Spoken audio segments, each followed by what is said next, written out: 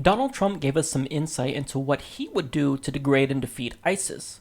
Take a look. All right, Donald Trump, let me bring you back to the fight against ISIS. In the last few months since we've been talking to you, at the first you said let Assad take care of ISIS, then let Russia take care of ISIS. Then you said you want to bomb ISIS. What's the Donald Trump policy between Syria and a Shia-run Iraq? Well, my policy has always been the same. We're fighting ISIS, and Assad is fighting ISIS. And Assad, let's assume, is a bad guy, because he is. But we're backing rebels to fight Assad.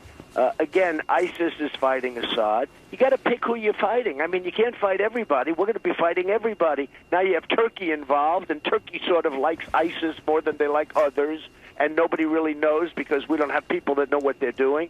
So, in my opinion, you go along, and Russia does not like ISIS, and people are starting to find out. I mean, in all fairness, they just lost an airplane, got blew out of the air. So Russia is not a fan of ISIS. Russia is bombing the hell out of them, starting to bomb them.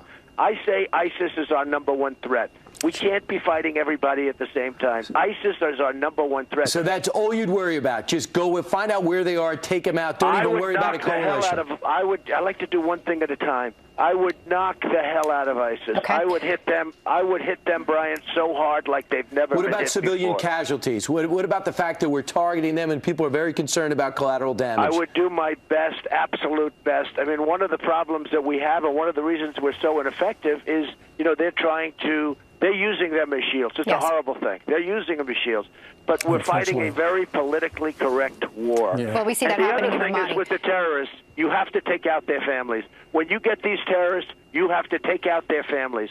They care about their lives. Don't kid yourself. But they say they don't care about their lives. You have to take out their families. Now, he's correct to point out the fact that both us and Assad are currently fighting against ISIS, yet we also don't like Assad, so we're currently arming so-called moderate rebels to fight against Assad as well, even though some of those weapons, as we've learned, have gone to ISIS. So simultaneously, we're fighting on both sides of the war, and it's just a huge cluster of chaos. So it does make sense to focus on one of our enemies, as Donald Trump stated, and that's ISIS. So his assessment of the situation, it's not incorrect. I actually think he's correct in that regard, but it's his strategy that's really problematic.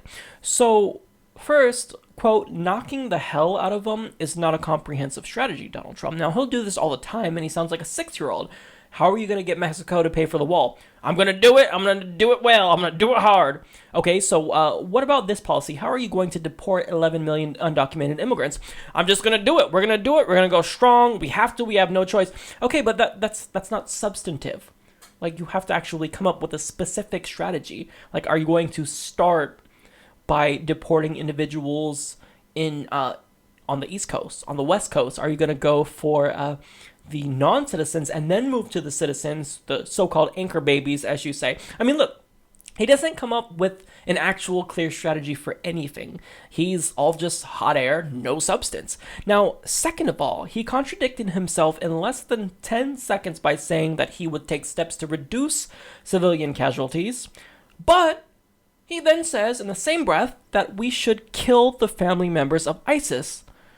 But Donald, the family members of ISIS are civilians, so he believes in guilt by association. If you're related to ISIS, kill them. So what I want to know is, how far down the bloodline do you go? I mean, are we killing just immediate family members, such as brothers, sisters, and parents? Are we going to kill cousins? Do we kill aunts and uncles? What about great aunts and uncles? I mean, how far down the bloodline do you go? And how do you determine who is a family member of ISIS? That's another issue here. And you don't understand that by proposing this, it's not only wrong, because the family members of ISIS, that doesn't necessarily make them guilty. There was a story in the New York Times where an American Muslim family was discussing how their daughter and sister, well, she just randomly got indoctrinated by ISIS, and she flew to Syria and is now fighting for them. You think we should kill them? Because they're completely distraught. They think that it's terrible what she's done, and they would have never expected this to happen. I mean, you want to kill people just because they're related to someone crazy? It doesn't make any sense. I mean, look at the Westboro Baptist Church. You have Fred Phelps, who was a completely disgusting individual, yet his son was a gay rights atheist activist. So the term "the apple doesn't fall far from the tree" is not necessarily true. Now, you don't understand that by proposing this, you're actually doing the bidding of ISIS. You're doing what they're doing and what they want you to do. So you know who also likes to kill Muslims, Donald Trump? It's ISIS.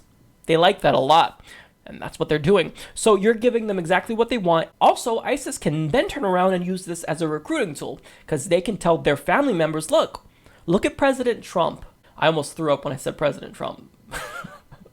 But they can say, look at President Trump, and do you not realize that he's going to kill the families of ISIS? So even though you're not currently fighting in ISIS and you disagree with us, I think you should pick up an AK anyway, because they're going to come and kill you. So you might as well defend yourself, right? You might as well join us anyway, because they don't like you. They want to kill you. It just doesn't make sense. He just doesn't think before he speaks, and it's ridiculous, and I'm getting sick of it. You'd think that at some point he'd say something so idiotic that it would have disqualified him. But that hasn't happened, so I don't understand. When do we hit rock bottom with Donald Trump? I mean, he keeps getting crazier and crazier and crazier. I mean, at what point do his lunatic supporters say, I disagree with you on that? I mean, it doesn't make any sense. So I really just wish that Donald Trump would think before he speaks, but that's not going to happen, because that's not Donald Trump. That's not his demeanor. He's about just saying crazy shit, and people love it. The crazier he gets, the more his followers love him and follow him.